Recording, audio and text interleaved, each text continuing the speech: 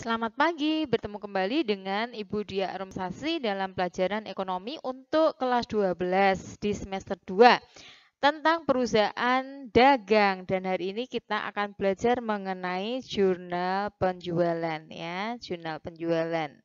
Oke, ini ya contoh soal yang ada ya. Adapun teorinya sudah pernah saya sampaikan di video pembelajaran saya yang sebelumnya. Silahkan kalian simak di sana. Nah, ini ada transaksi yang terkait dengan jurnal penjualan dari toko pelangi pada bulan Januari. Nah, kemudian kalau kalian lihat dari transaksi di sana, kata kuncinya di sini adalah kata dijual, dijual, dijual, ya kan?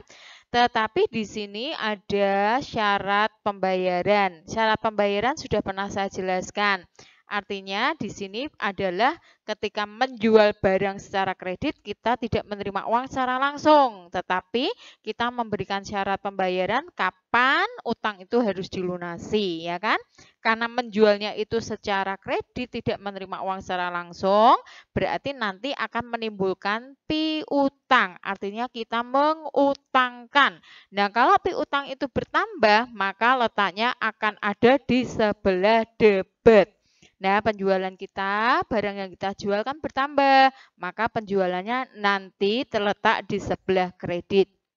Oke ya, jadi itu saldo normal seperti apa juga sudah pernah saya ajarkan di semester 1, yaitu ketika belajar mengenai akuntansi perusahaan jasa. Nah, sekarang kita akan langsung pada soal ini untuk kita selesaikan. Saya masukkan di worksheet yang sudah saya buat. Nah, perhatikan di sini adalah jurnal penjualan. Ini saya tulis seperti ini.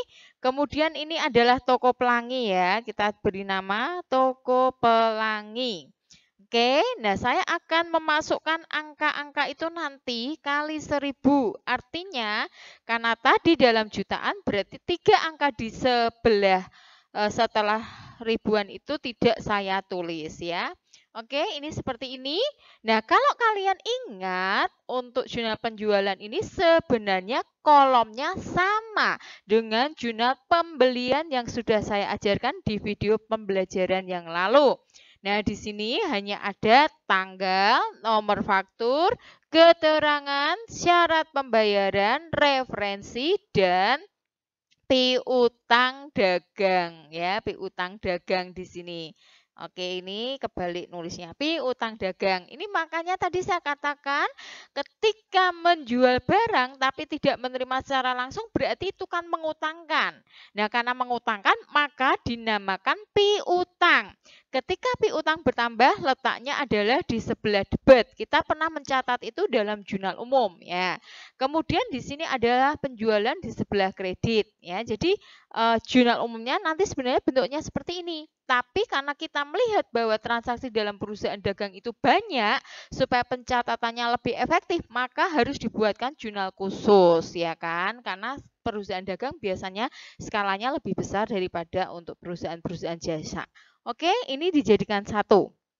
Ya, oke. Jadi ini diingat-ingat sama. Makanya saya ini letakkan video pembelajarannya itu setelah jurnal pembelian ya. Jadi biar gampang.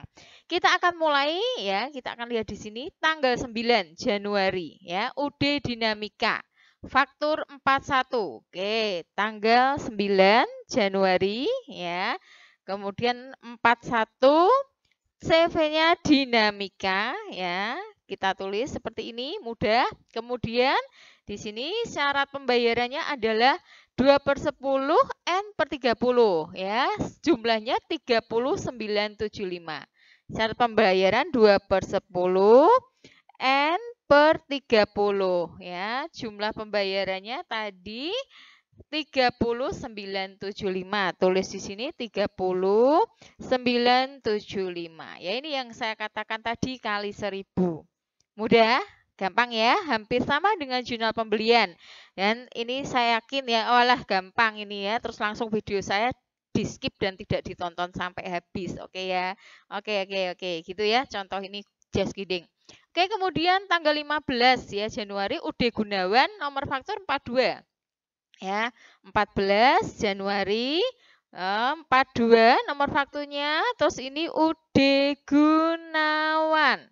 Ya, kemudian kita lihat syaratnya sama 2/10 N30 tapi jumlahnya 1875. Syarat sama ya. Oke. Kemudian di sini jumlahnya hanya 1875. Mudah sekali semuanya. Saya yakin kalian bisa kalau memperhatikan dengan baik. Nah, kemudian tanggal 22 ini ada toko Mandala, nomor faktur 43 ya. Tulis dulu 22 jam 43, nomor fakturnya Manggala. Ya, Manggala. Kemudian kita lihat di sini masih sama 2/10 N per 30 ya. Nah, ini ya agak ribet ini. Ini nggak bisa ditulis ini ya berarti koma ini ya 2140 6250 ya UD Mandala 2140 ya ini sama dulu nih. Oke di sini ya ini tadi bukan Manggala tapi Mandala ya Mandala nanti harus sama soalnya ya. Ini jumlahnya adalah 2140 625 2140,625 ya karena ini memang enggak 00 ya saya tulis seperti ini ya. Ini menjadi 141 karena pembulatan ya. Oke, kemudian yang berikutnya ya tapi kalau misalnya ini enggak boleh pembulatan sebenarnya ya, tetap harusnya 2140 gitu aja ya. Ya, 2140 625. Ini angkanya seperti itu. Kemudian yang berikutnya di sini adalah tanggal 24 toko Leo, fakturnya 44 nomornya ya. 24 Januari toko Leo, nomor 44 toko Leo ya. Terus syarat pembayarannya sama 2/10 N per 30. Jumlahnya 2368750 ya. Ini tak tulis dulu. Ini sama toh. Ya. Oke, kemudian di sini jumlahnya adalah nih 2368 ya, 2368,750 ini sama. Jadi saya beri koma ya. Ini pembulatannya. Ini sebenarnya nggak boleh bulat, jadi seperti ini aja tak tulis seperti ini ya. Oke, mudah ya. Nah, kemudian kalau sudah tanggal berikutnya adalah di tanggal yang ke-27 ya, Bapak Rohim dijual ke Bapak Rohim.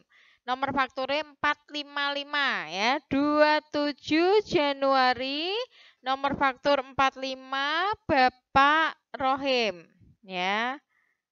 Oke, ini 2/10 N per 30 tadi sama syaratnya. Ya ini rata-rata yang dipakai seperti itu. Ini mungkin kebijakan dari perusahaan ya. Jadi ketika mengutangkan tuh tidak lama-lama dan hanya memberi persentase 2% ketika dalam waktu 10 hari dilunasi. Oke, angkanya berapa? Kalian lihat di sini 5.400.000. Nah, tulis di sini 5.400.000. Oke ya. Seperti ini ya. Ini akhirnya 00 di belakang itu hanya koma ya. Nah, sudah selesai toh. 1 2 3 4 5 ada 5 transaksi dan kita di sini sudah bikin 5 transaksi yang ada. Sekarang kita tinggal jumlahkan ya. Jumlahnya adalah 42.759.375. Nah, ini adalah total. Total apa? Total perusahaan atau total toko pelangi melakukan penjualan secara kredit kepada perusahaan-perusahaan atau toko yang lainnya. Artinya kita atau toko pelangi ini punya piutang sebesar 42.759.375. Artinya mengutangkan kepada CV Dinamika, kepada OD Gunawan, kepada Mandala, kepada Leo, dan kepada Rokim ini.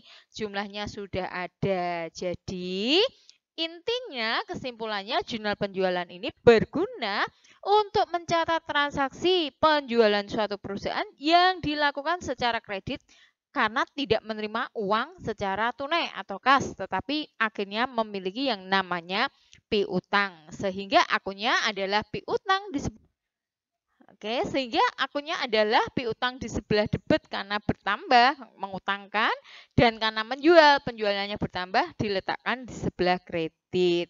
Nah, jurnal penjualan ini akan membuat toko pelangi memiliki catatan kepada siapa sajakah toko pelangi ini mengutangkan, ya, mengutangkan dalam bentuk apa? Dalam bentuk barang yang dia jual kepada toko-toko atau perusahaan yang lainnya. Nah, kalau tidak dicatat seperti ini kan ambiar semuanya, ya kan?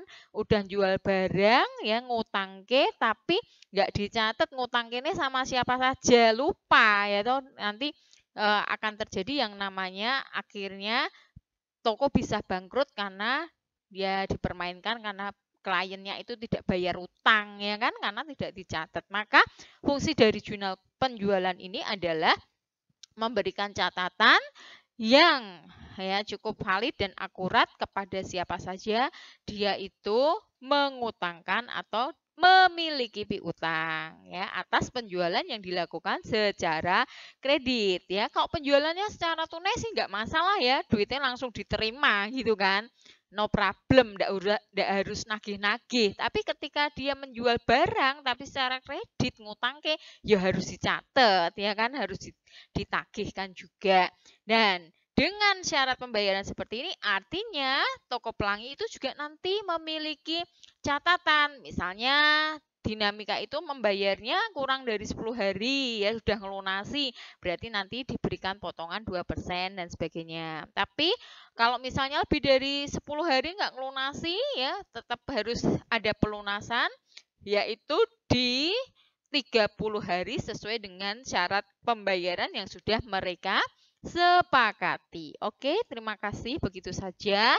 Jadi, jurnal penjualan ini akan efektif karena untuk mencatat transaksi yang termasuk banyak dalam perusahaan dagang karena berskala besar. Maka yang bersifat jurnal pembelian akan dijadikan satu, sehingga akan tidak tidak susah membacanya atau membuat bingung, ya. Tetapi kalau dalam jurnal umum dalam perusahaan jasa yang pernah kita pelajari itu kan semuanya jadi satu, ya. Nanti kalau dalam perusahaan yang besar susah sekali untuk melakukan pemilahan. Tetapi dalam perusahaan dagang langsung dibuatkan jurnal khususnya sehingga secara spesifik langsung masuk pada jurnal-jurnal yang ada sehingga diketahui berapa dia masih memiliki piutang. Oke, dan piutang ini sekali lagi merupakan aset dari perusahaan, ya kan? Karena dia menjual secara kredit. Terima kasih atas perhatiannya. Demikian video pembelajaran dari saya dan sampai jumpa di video pembelajaran yang berikutnya masih mengenai jurnal khusus. Nanti ada sambungannya. Oke, tetap semangat, tetap belajar. Jangan menjadi generasi rebahan, ya, rela bertahan tanpa kepastian, no way. Oke, tetap semangat dan sukses selalu untuk kalian.